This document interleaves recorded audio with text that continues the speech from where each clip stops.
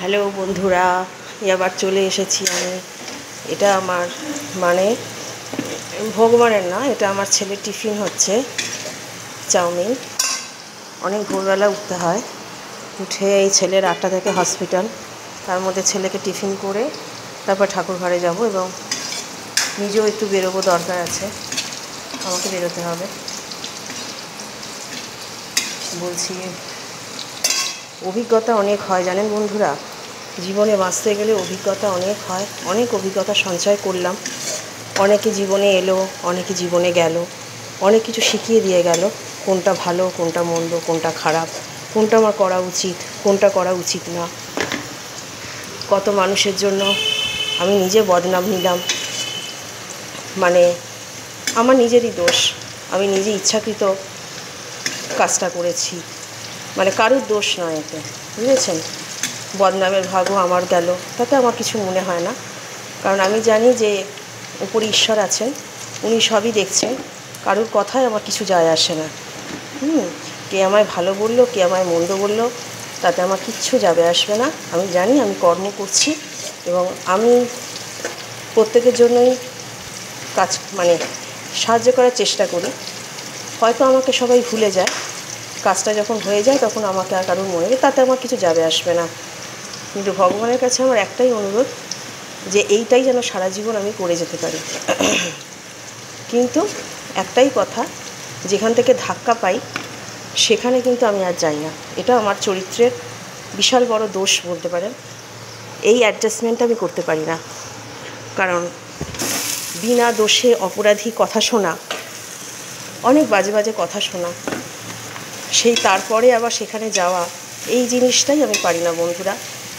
কেন পারি না, হয়তো এটা আমার দোষ, কিন্তু কিছু করার নেই, সব মানুষ তো সমান হয় না, আমি সেটা হতে পারি না। আমার একটাই কথা, যখন যাকে কোনো কথা বলবেন সূক্ষ্মভাবে বিচার করে তবেই বলবেন। না দেখে, না বুঝে, কোন সিচুয়েশনের মধ্যে মানুষটা কোন কাজটা করেছিল, কেন তাকে করতে হয়েছিল, সে কি আদৌ ইচ্ছাকৃত কাজটা করেছিল নাকি তাকে করতে বাধ্য করা হয়েছিল, এই সমস্ত জিনিসগুলো বুঝে শুনে তবেই কিন্তু একটা মানুষের নামে বদনাম দেবেন, তা নয়তো কিন্তু দেবেন না। একটা উল্টোপাল্টা কথা মানুষকে বলে দিলাম, কিন্তু আমি জানলাম না, শুনলাম না, তার সঙ্গে কিছু ভাবলাম না, সে কেন করেছিল, কোন সিচুয়েশনে করেছিল, কোন পরিস্থিতিতে করেছিল, কি হয়েছিল, সেটা কিন্তু আমি কিছুই ভাবলাম না, কিন্তু এটা মানুষকে আমি বদনাম ভাবি। এই জিনিসটা প্লিজ বন্ধুরা করবেন না। যাকে করবেন তার চোখের জল পড়বে এবং সেই চোখের জলে কিন্তু আপনার বিশাল ক্ষতি হয়ে যাবে এবং সেই ক্ষতি কিন্তু ঈশ্বরও আপনাকে লাঘব করতে পারবে না। ওই জন্য একটাই কথা, একটা অনুরোধ, যে যার নামে বদনাম করবেন, যাকে উল্টোপাল্টা কথা বলবেন, একটু ভেবেচিন্তে বলবেন, কারণ সে আপনার কিন্তু সেই দিনটা আবার আসবে। সবসময় যে সুখের দিন থাকবে তা তো নয়। তখন যদি সেই মানুষটাকে আপনি ডাকেন, সে কিন্তু, যদি আত্মসম্মান বোধ থাকে, সে কিন্তু আর যাবে না। কারণ আপনি জানেন তো, জিভটা হচ্ছে মানুষের বিশাল বড়, ওইটা দিয়ে যদি একটা কথা বেরিয়ে যায় না, সেটা আপনি হিরে মাণিক্য যা কিছু দিন, তাতে কিন্তু পূর্ণ হয় না। কথা যখন মানুষকে বলবেন, খুব ভেবেচিন্তে বলবেন, আমি কি বলছি, কাকে কি বলছি, এটা কি আমার বলা উচিত। সুতরাং এইটাই আমার অনুরোধ, যে আমি কিন্তু মানুষের জন্য করেছি, অনেক করেছি, বদনামের ভাগীটা কিন্তু আমিই হয়েছি, তাতে আমার কিছু যাবে আসবে না তার জন্য। কিন্তু আমি আপনাদের বলে দিলাম, এইরকম যেন কাউকে কোনো রকম কথা না বুঝে না শুনে বলবেন না। বিশাল বড় অপরাধ এটা, বুঝেছেন। ঈশ্বরও হয়তো ক্ষমা করবে না। সিচুয়েশান বুঝে কেন মানুষটা করেছিল, কেন মানুষটা করতে বাধ্য কাজটা হয়েছিল, কিসের জন্য, কোন পরিস্থিতির জন্য, তার কি আদৌ দোষ ছিল, এগুলো সমস্ত বিচার করে তবে সেই মানুষটাকে জাজমেন্ট করবেন, নয়তো কিন্তু জাজমেন্ট করবেন না, ঈশ্বরও ক্ষমা করবে না।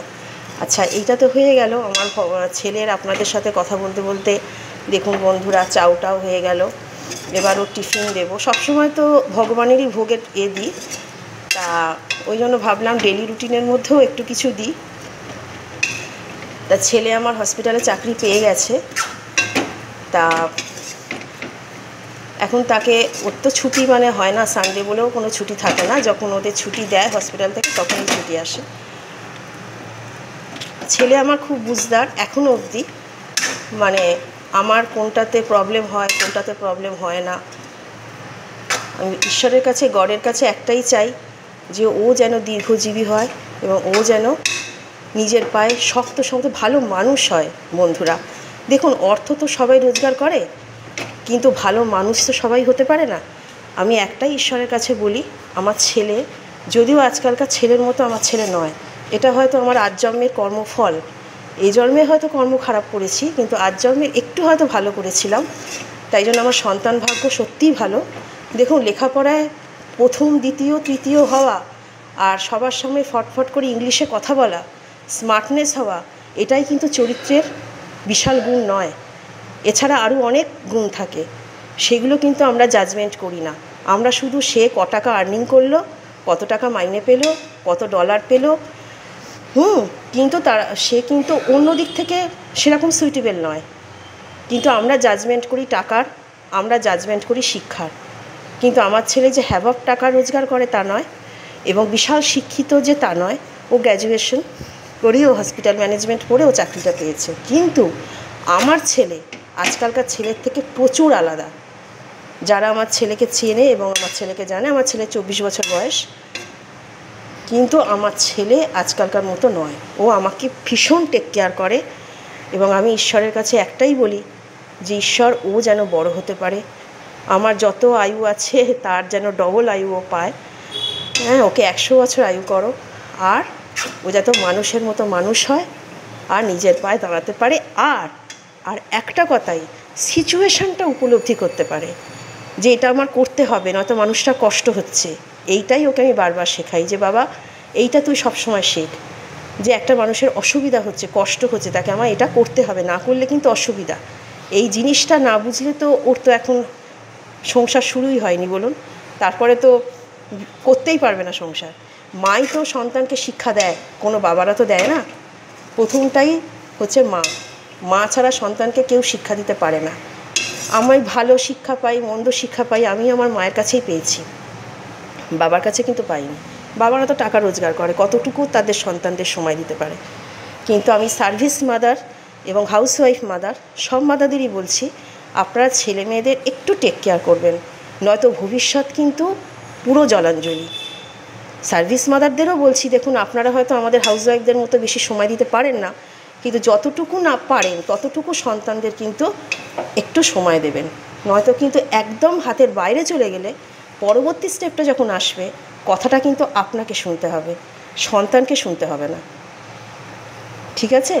তা বন্ধুরা, এইটাই আমি রাখছি, এখন ছেলে চলে আসছে। আর একটা কথা বন্ধুরা বলছি, আমি তো ইন্স্যুরেন্সের আপনাদের ফোন নাম্বার দিয়েছিলাম, এলআইসি এবং মেডিক্লেম যদি কেউ করেন বা কিছু, অযথা আমাকে ফোন করে ডিস্টার্ব করবেন না। যদি আপনারা মনে করেন যে ইন্স্যুরেন্স করবেন, তবেই কিন্তু আমাকে ফোন করবেন, কারণ দেখুন আমারও একটা কাজের সময় আছে, আমারও একটা সব কিছুর সময় আছে। আমি ফোনটা অ্যাটেন্ড করব তবেই যদি আমি বুঝি। আর অডিও কল একদম করবেন না প্লিজ, আমার নাম্বার আমি দিয়ে দিয়েছি, সরি।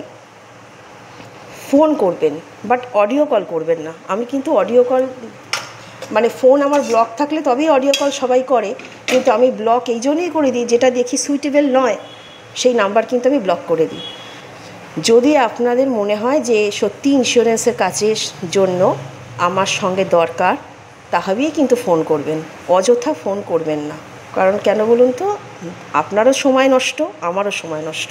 আচ্ছা, আমার ফোন নাম্বারটা আরেকবার বলে দিচ্ছি, আপনারা একটু নোট ডাউন করে নিন।